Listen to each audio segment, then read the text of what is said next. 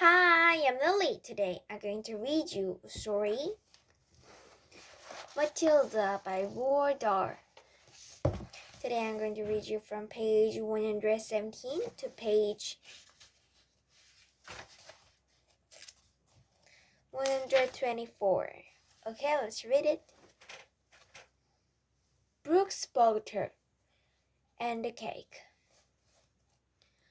How can she get away with it? Lavender said to Matilda. Surely the children go home and tell their mothers and fathers. I know my father would raise a terrific stink if I told him the headmistress had grabbed me by the hair and slung me over the playground fence. No, he wouldn't, Matilda said, and I will tell you why. He simply wouldn't believe you. Of course he would. He wouldn't, Matilda said, and the reason is obvious. Your story would sound too ridiculous to be believed, and that is the Trunchbull's great secret. What is it? Lavender asked. Matilda said, never do anything by halves if you want to get away with it. Be outrageous. Go the whole hog. Make sure everything you do is so completely crazy it's unbelievable. No parent is going to believe this pigtail story, not in a million years. Mine wouldn't.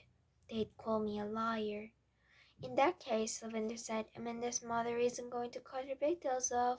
No, she isn't, Matilda said. Amanda will do it herself. You see if she doesn't. Do you think she's mad? Lavender asked. Who? The Trunchbull. No, I don't think she's mad, Matilda said, but she's very dangerous. Being in this school is like being in a cage with a cobra. You have to be very fast on your feet. They got another example of how dangerous the headmistress could be on the very next day.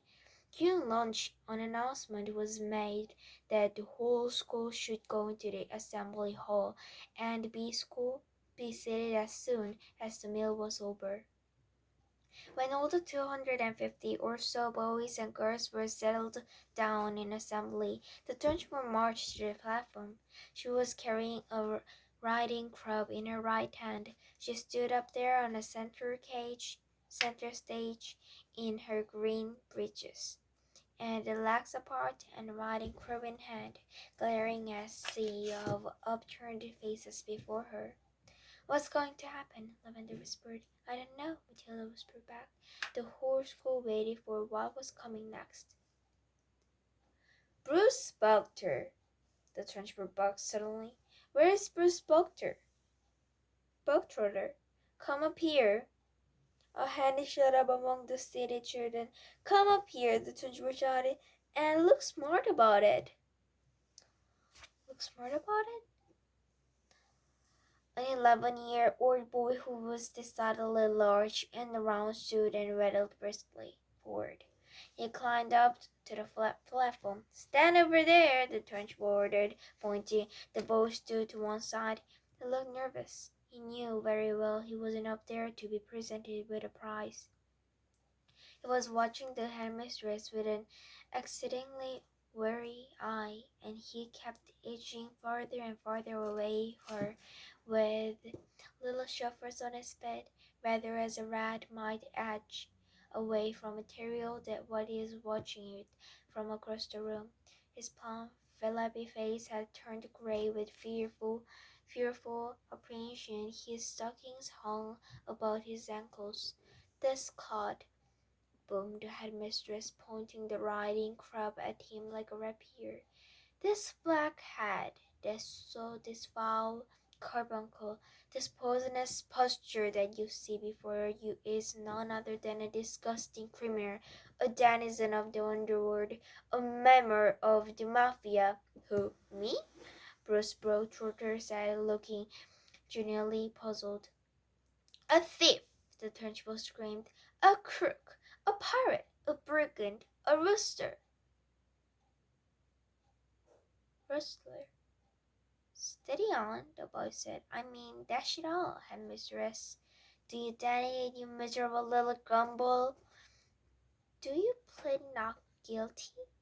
I don't know what you're talking about, the boy said, more puzzled than ever. I'll tell you what I'm talking about. You separating little blister.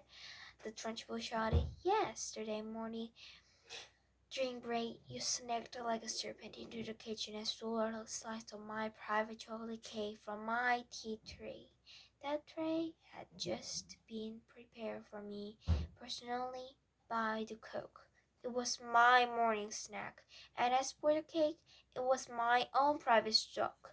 That was not boy's cake. You don't think for 1 minute I'm going to eat the filthy I gave to you? That cake was made from real butter and real cream, and he, that rubber banded, the safe cracker, that highwayman standing over the tree with his socks about his ankles, stole it and ate it. I never did, the boy exclaimed. I never did. And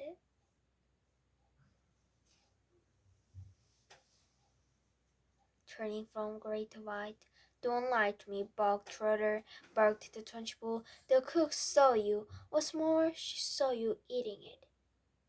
The Trunchbull paused to wipe a fleck of foam from her lips.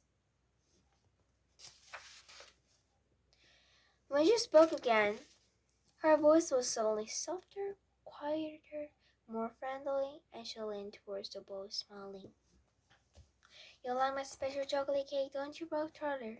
It's rich and delicious, isn't it, Bog Trotter? Very good, very good, the boy mumbled. The words were out before he could stop himself. You're right, the Trunchbull said. It is very good. Therefore, I think you should congratulate the cook. When a gentleman has had a particularly good meal, Bog Trotter, he always sends his compliments to the chef. You didn't know that, did you, Bog Trotter? But those who inhabit the criminal underworld are not naughty for their good manners. The boy remained silent. Cook! The Trunchbull shouted, turning her head towards the door. Come here, cook. Bog Trotter wishes to tell you how good your chocolate cake is. The cook, a tall, shriveled female, who looked as though all of her body juices had been dried out of her long ago in a hot oven, walked onto the platform wearing a dirty white apron. Her entrance had clearly been arranged beforehand by the headmistress. Now then, Bog Trotter, the Trunchbull boomed, tell cook what you think of her chocolate cake. Very good, the boy mumbled. You could see he was now beginning to wonder what this was leading up to. The only thing he knew for certain was that the law forbade the Trunchbull to hit him with the riding crop, that she kept him smacking against the hip. That was some comfort, but not much, because the Trunchbull was totally unpredictable.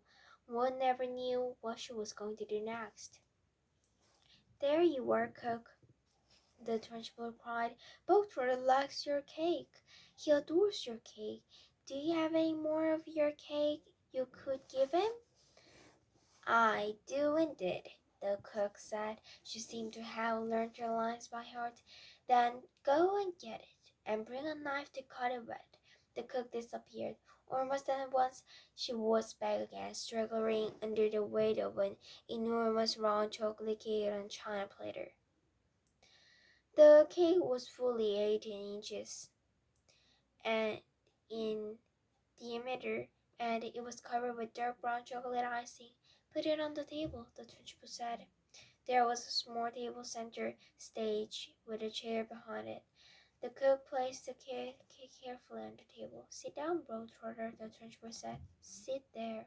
The boy moved casually to the table and sat down. He stared at the gigantic cake. There you are, Bog Trotter, the Trunchbull said, and once again her voice became soft, persuasive, even gentle. It's served for you, every bit of it. As you enjoyed that slice you had yesterday so much, I ordered cook to beg you an extra large one all for yourself. Well, thank you, the boy said, totally bemused. Thank cook, not me, the Trunchbull said. Thank you, cook, the boy said. The cook stood in there like a shriveled but tight-lipped, implacable, disapproving. She looked as though her mouth was full of lemon juice. Come on then, the turnip said. Why don't you cut yourself a nice thick slice and try it? What? No, the boy said casually. Okay, today's party is over. Next time you're worried what's happening to Bruce's book trigger, I think I'll read it tomorrow or the day after tomorrow. Okay, bye! Thank you for watching.